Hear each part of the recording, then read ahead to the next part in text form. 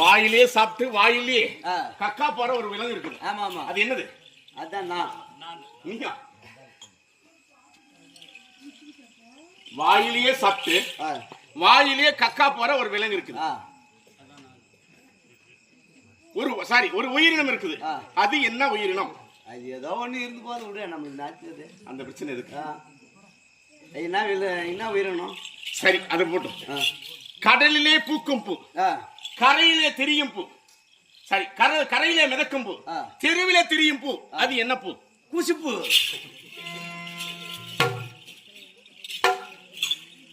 கடலிலே மலரும் பூ, கரையிலே மிதக்கும் பூ, தெருவிலே திரியும் பூ. என்ன பூ?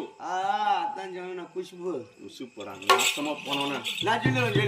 என்னது? உப்பு. சரியா சொல்லிப்பான். சரி, பழுக்காத ஒரு காய் இருக்குது. அது என்ன காய்? நம்ம மெத்தல சொல்லலாமா? பழமே ஆகாது அப்படி ஒரு காய் இருக்குது. அது என்ன காய்? தேங்காய். நல்ல பழுத்து காய கொடு பண்றாங்க. கடையில போனா கேக்குறோம் இல்லையா, பழுத்து தேங்காய கொடுன்னு கேக்குறான். அவன் கூட கேக்குறவனுக்கு அறிவு இல்ல. தேங்காய் பழுத்துக்காரன் செய்தாரா அவனுக்கு? தெரியுமா தெரியாதா? தெரியுமா தெரியாதா? தெரியாது.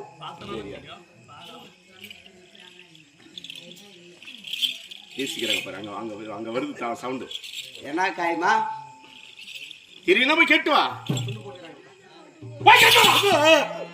இப்படி சொன்னா மயில கூட சொல்ல மாட்டாங்க. என்ன காய்ங்க? வாயெல்லாம் பல்லு, ஆனா அவனுக்கு சிரிக்க தெரியாது. அவன் யாரு? என் சித்து விட்டு பையன். அவன் ஓமங்க சிரிக்கே இல்லை. சிரிக்கிறதுல அது சீப்பு. சீப்பு கொஞ்சம் விவரமா தான் இருக்கிறேன். சரி, பழுக்காத ஒரு காய் இருக்குது. அது என்ன காய்? சுண்டக்காய். சுண்டைக்காயா? சுண்டைக்காய் எப்ப பழுத்துக்குதா? சுண்டைக்காய் பழம் பழுக்கிறது இல்லையா? நான் பார்க்கும்போதால பழுக்கல. அது அப்படியே பழுத்து போயிட்டா நான் என்ன பண்றது? சரி, என்னக்கா கையாண்டு இருக்கும் போதே தீரும்டா. அரியதோர் நமச்சிவாயும் ஆதியந்தரமானதும் 6-2 தேவர் அந்துரைத்த மந்திரம் சிறியதோர் எழுத்தை ஒன்னு சொல்லுவேன் சிவ வாக்கியம். தோச பாவமாய தூர ஓடவே கரியதோர் முகத்தை ஏற்ற கற்பகத்தை கைத்தொழு கலையின் கூழ்கள் ஞானமும் கருத்திழந்துதிக்கவே பெரிய பேர்கள் சிறிய பேர்கள் கற்றுணர்ந்த பேர்களும் பேயனாகி பெதற்றிடம் பிழை பொறுக்க வேண்டுமே. 2 ஆப்பையிலே 4 முட்டை தோசை. சொல்லு.